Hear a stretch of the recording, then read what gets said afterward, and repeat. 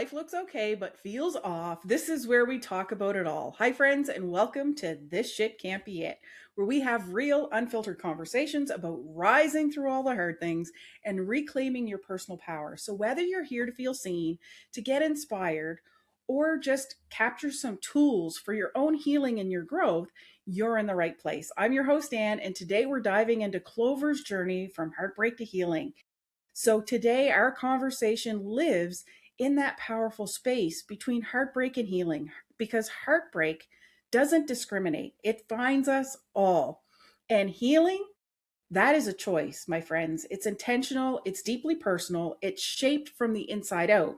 So while there may be pain that starts to write our story, the healing is what guides us through the novel and through the chapters.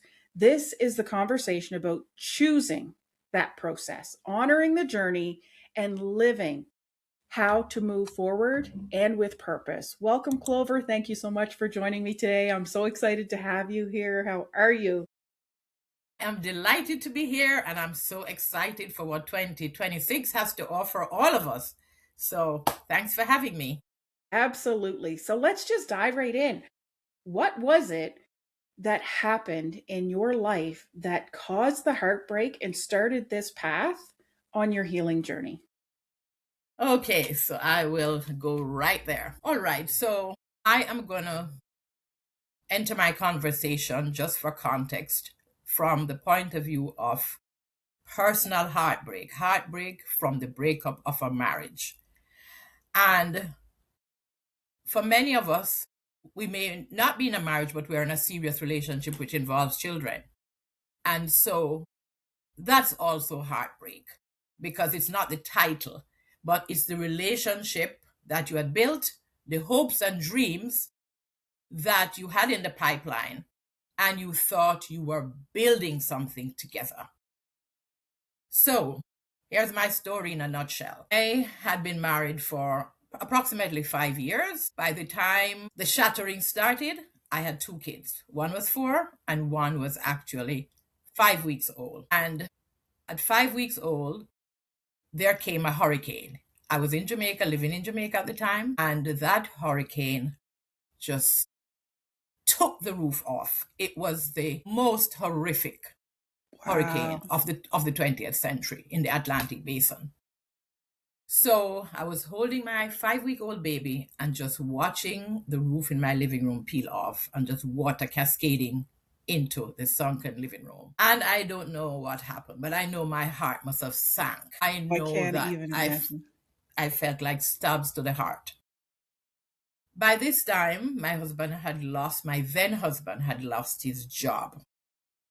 Months before the baby was born in August, he lost his job around April. And we had been having conversations about trying to get back to work before university students come out from campus and then you are in competition with them. But he always had this hard and fast ideal of wanting to be a leading entrepreneur and wanting it now. And so the disappointment from not getting back a job because he wasn't actively seeking, he decided this was the time to build his own. And I kept on hearing the chorus, I no longer want to work for anybody. I want to be my own businessman. And I got very nervous because, and this was right before the hurricane, and I got nervous because I could see that the timing wasn't right based on the ages of our children, the expenses that were coming. I was on maternity leave, but anyway, that's the route he took. So the hurricane came and it was a daytime hurricane. And that was fortunate because I could see what was going on. And so you could escape any possible danger, physical danger in the environment. So I had a neighbor who was a good friend and she didn't get as much damage. So she said, come on up and sleep with us for the night. And I did. My mom was there at the time, who was my tower of support. And so we lived through the next 24 hours. No phone, no electricity. I think there was intermittent water supply. And imagine all of that anxiety with an infant, 5 weeks old, and you are breastfeeding. So the next 48 hours, we were in a tailspin. But then I had a relative who had moved into a brand new townhouse. And so they didn't get any damage at all. So they said, come and hang out with us for a couple of days. So he took me over and I looked at him. And this is a sentence I will never forget. So when he was dropping us off now, so I'm expecting him to come and stay with us. Yeah. And I said, so where are you going? And he said to me, where you are going, where I am going, you can't come. And so that was another stab to the heart. But that sentence began to tell me that my marriage was unraveling and it was unraveling fast. So Because did he have another imagine, relationship? I later found that out that he had, Wow. right. Wow. But that was not where he was actually going to stay. He was going to stay with a cousin of his. But yes, there was infidelity there, and it had Wow. started before the hurricane. So, fast forward, it was now about 4 or 5 days after the hurricane, and my family lived on the North Coast. That's my parents' family home. So, my mom was with me. So, it took about 5 days. My brother came. We packed up the two kids, my mother, and so went back to stay with her. My landlady at the time, they said, "Oh, we will fix the house and we'll contact you and let you know how it is going." So I went, stayed with my mom for what was probably almost 3 months. I was going to say a replacement of a roof doesn't happen quickly. Exactly. So anyway, went there, got settled. It was all warmth. I mean, my parents were glad to see me, glad to see the children. They were just over the moon that we were unharmed, at least physically. Yeah. Then came another terrible piece of news. By the time my infant got to about 6 weeks, which was about another week, yeah, 6 to 7 weeks, it happened. She had been eating well, being breastfed. All of a sudden, I noticed that every time she's about to swallow, she's as if she's in pain. Oh. And so, not swallowing. I picked that up immediately. So, my now deceased brother, who had children of the same age group, he said, "I'm going to take you to my pediatrician." So he did. And we went to the pediatrician after hours, and he saw me, told me that yes, she has ulcers in the back of her throat, possibly an airborne virus from the hurricane. Wow. Yes, so I'm now expecting a prescription. And he says to me, "No, you'll just have to wait it out." And I'm saying, a 6 weeks, going 7 weeks old baby, how can I wait that out? My Yeah, they brother gotta too, eat. absolutely. And she was only being breastfed. I couldn't start a bottle at that time because the problem was swallowing. My brother at the time said to me, "Look, let's go back to Kingston to your pediatrician and see what she has to say." So we did that within 2 days. And my pediatrician, again, she confirmed the same thing. But she said, I think the best person to handle it is the ENT specialist, who I knew because he had actually performed surgery on my older daughter. So I went there and he diagnosed exactly the same thing, but he gave me antibiotics and he also gave me a tube of cream to paint the ulcers. So he said that would deaden it so she would be able to begin eating normally within about 5 to 7 days. And it worked. So we say the rest was history. So Yeah. it was just one emotional onslaught after another, After after another. another. And I remember that day at the doctor, I was so terrified of what was going to happen to my child. Well, yeah. There was a photo studio right opposite the pediatrician. And I remember going in there and asking them to take some pictures because I said, if anything happens to her, I am going to at least have a record that she was here. Yeah. Luckily, it didn't happen, but I still have those pictures. So all through this time, her father, there was no showing up, none at all. No. I remember it was time for the 4-year-old to go to kindergarten. The school sent a message now because communication was coming back to say we're starting school and therefore we need her to be in. I now had to actually leave her with a family member in St. Andrew, pick her up on the weekends. He was still missing, doing So his he was an own absent father then. He wasn't there for absent. them. All of this period, he So was you mentioned absent. that you had a second marriage as well. So let's fast forward to that time because you're dealing with heartbreak on top of heartbreak. And did any healing happen in that duration, or did you jump into All the right, second so marriage? no, it wasn't a second marriage, but a second long-term relationship. All right, I'm going to get Okay. there, and I'm going to get there quickly. So I come back to the home that we lived in because it's now repaired because I have to go back to work. I was on maternity leave. It's now 3 months later. And I had always, based on the family relationship that I had, how my parents structured their family life, I was never going to deprive him of seeing the children. They were also Right. young and vulnerable, both physically and emotionally vulnerable. So Yeah. I didn't want him to be dragging them from place to place because I didn't even know where he was living, didn't know who he was living with, if he was living with someone. Everything around his life at the time was too nebulous and too uncertain. So I allowed him access. He began to get verbally volatile, but I ignored it because I just wanted him to see the children. And looking back, I feel a bit scared because I said it could have escalated. Mm, Luckily for me, the attitude I took at the time was a total, I'm not going to answer that. It's not worthy. It's mm, nonsense that he's yeah. spewing. So, my faith, let me talk a bit about my faith because my faith is significant to my healing journey. Because every one of us is going to experience heartbreak.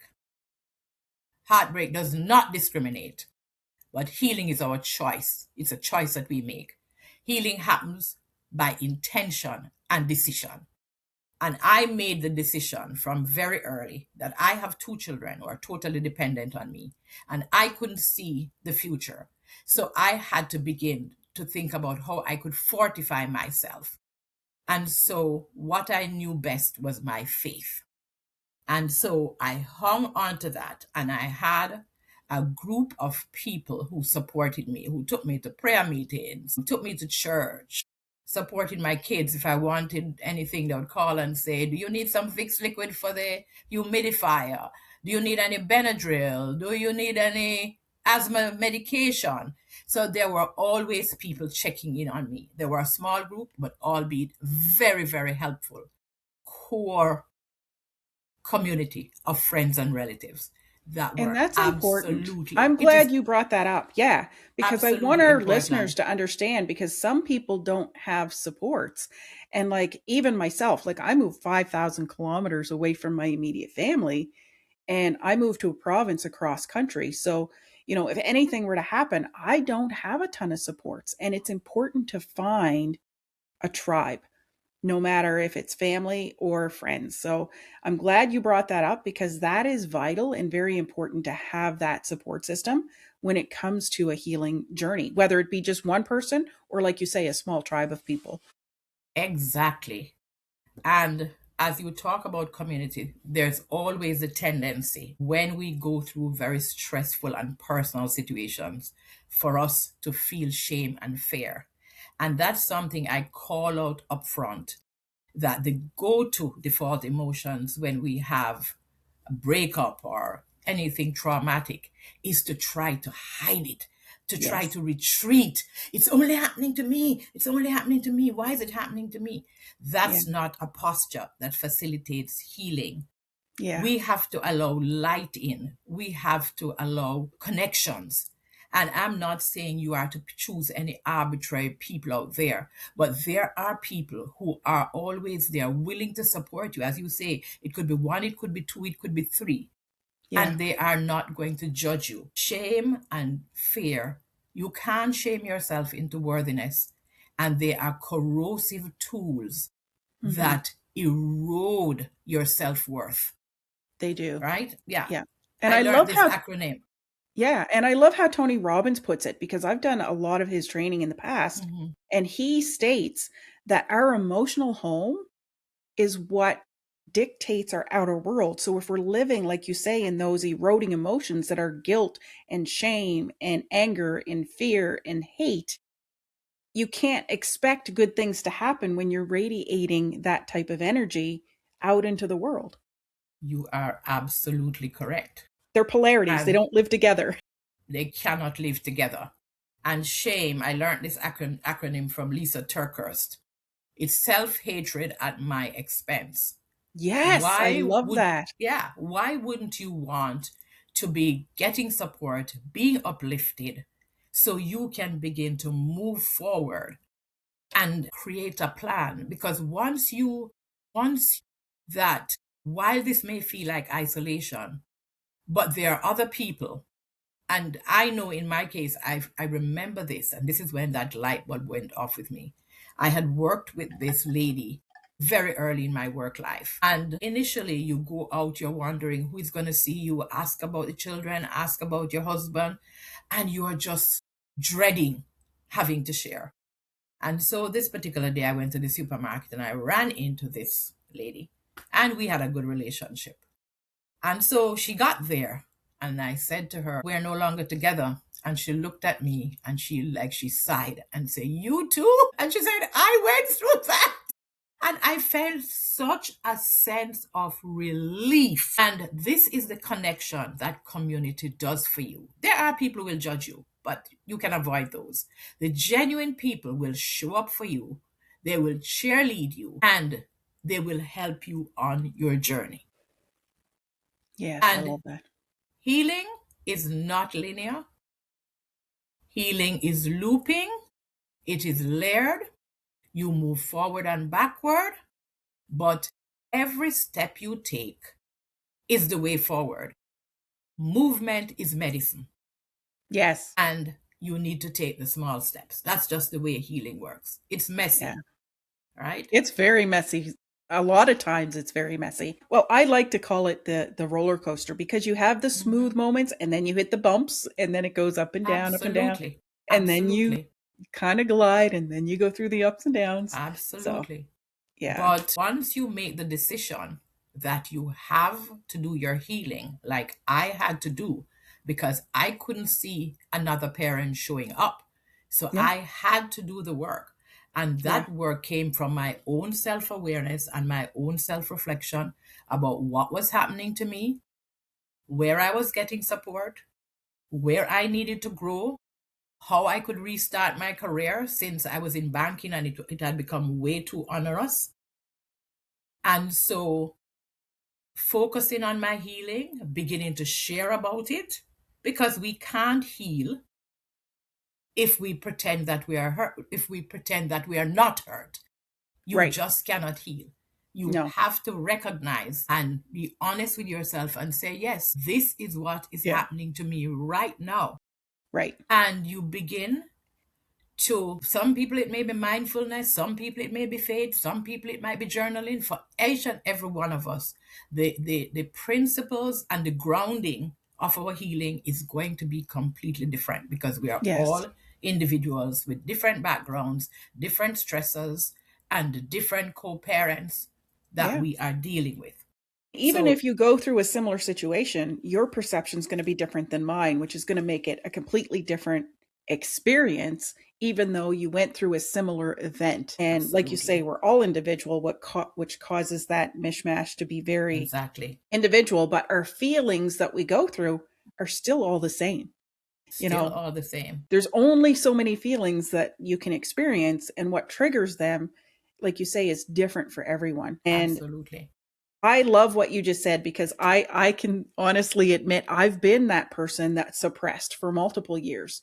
And I can tell you it doesn't help you in any way, shape, or form ever.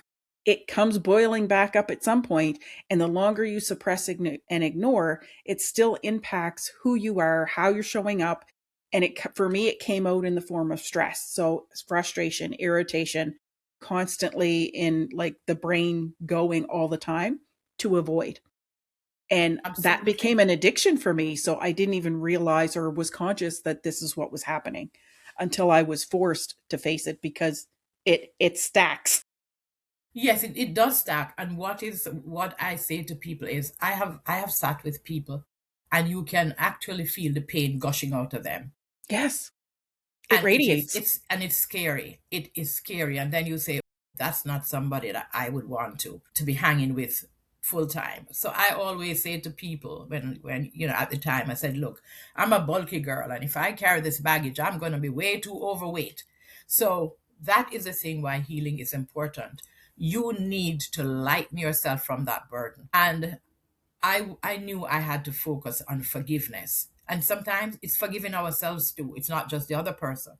But It starts with us. Yeah. yep, what forgiveness does for us, it's not that you're letting anybody off the hook. But what you are saying to yourself, my life and the life of the people who I support, it's way too important for me to be carrying the baggage. So let me acknowledge that what was done to me has shattered me. It is heartbreaking because something we do not sufficiently say is that heartbreak from divorce and relationships in which we are invested, it is trauma. It is trauma. It is Absolutely. traumatic.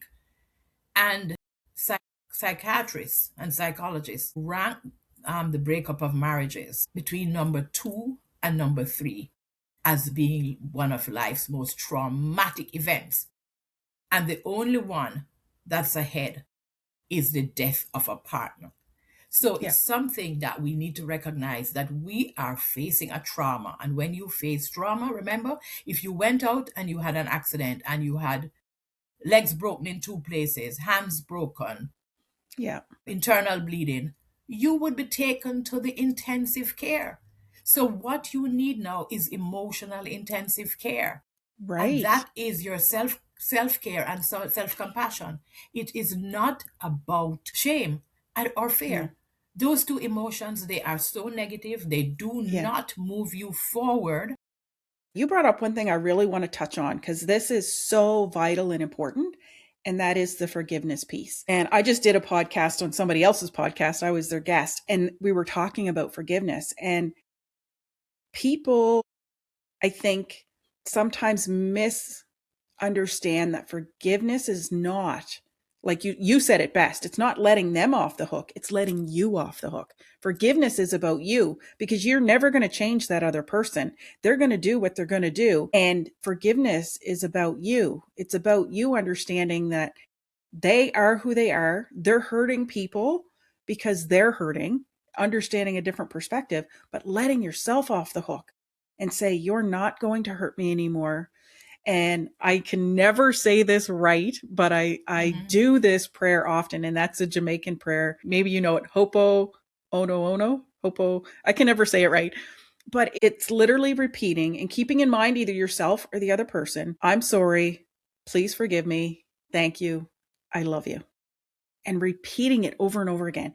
And that those four phrases, like to this day, depending on who I gear it to, I cannot say it over and over again without getting emotional because that's the release. That's the pressure of letting go.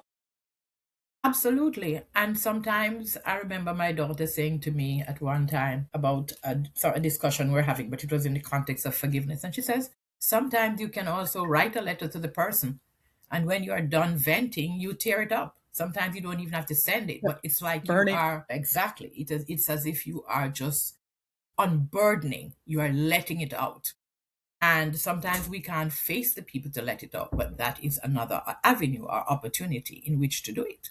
Yeah. So And you are sometimes that letter absolutely, needs to be to us. absolutely, Yeah. yes.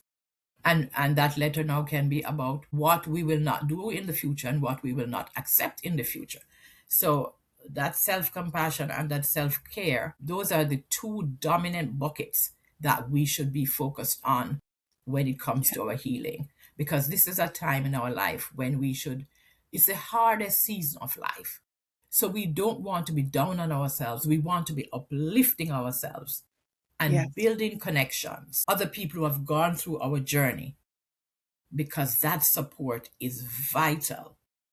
We've only got a few minutes left, so I want to dive into what it is you do now and how you help other people when it comes to this journey. Where is it Right. that you focus? Okay. So I am a co parenting coach and I focus on single and divorced moms. I support them to navigate co parenting with difficult partners. We focus on self empowerment Mm, because that is the way you move forward. It's about finding your self worth, developing your skills, talents, and abilities, and using them to move forward. mm, Because of all that you can do in this time is becoming the best version of yourself. And becoming the best version of yourself includes your personal, but also your professional development. And each and every one of us has talents and abilities that we have overlooked, that we sacrificed when we were in family life, put ourselves on the back burner. But now is a time to open up and yeah, do, you know, that's beautiful. self analysis of Yeah. where we are going based on the resources that we have and the talents and abilities that we have. You brought up, like, because that's a beautiful, like, everything you just said is like, it was like a beautiful journey and you nailed it. And I'm glad you brought up the personal and professional development because if you don't do the professional is only going to go so far because your personal is going to cap it. Your personal development, if you don't focus on it, will be that glass Mhm. ceiling for your professional. So if you want to advance professional, understand personal comes first, then the professional. And Absolutely. yeah, it's a journey. That's beautiful. So I am going to have your links. I've got your YouTube Hmm. and your Instagram that I'll put in the descriptions Hmm. of this video when it goes up live. And that way people, if they want to connect with you, they can connect with you. Is there any final words or any final Okay. advice or teaching you want to give the viewers? I would like to share three takeaways before I go. That healing does not begin when someone apologizes to you. It begins when you decide that, you know what, I need peace. And I say a place of peace is always a place of power because you can't think when your life is chaotic. And you never wait to be fully healed before you start working on your personal and professional development because that's not how it works. You have to just be willing to begin and you take the first step. Healing is a journey, it is not a destination. And it is your healing comes from daily decisions and every small step matters. The pain that you have been through, it may have shaped you like it did me, but it didn't shape me in a negative way. And while I was going through the pain, I felt like daggers were all over my body and my emotions. Sometimes I felt as if somebody was stabbing me in the heart, literally, and I mean that. However, we don't recognize that sometimes the season that we are in it for a time on a purpose, and it's a season. Remember, seasons change. That's so important. I love that. Seasons change. And so you can have a long range view of your life that one day you are going to rise up bold and strong and you are going to turn that pain into your power like I am doing now. And there is a tribe of people out there needing me as a cheerleader to cheer them on and to recognize that we are in this together.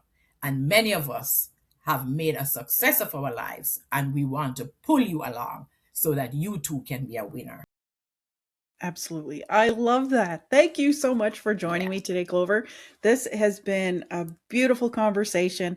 And like I say, our viewers, if they want to connect with you, I'll have all the information in the description below. Thanks again for joining us. And remember, everybody, breathe deep in the nose and out the mouth. And I always tell people do that as often as you need to, especially in the Yes. moment to help calm your nervous system, because that's what drives and propels us forward. So until next time, take care, everybody. Thank you so much, Clover, for joining me. And we'll talk again soon. Okay. Bye Thanks for again, now. Anne. You're welcome.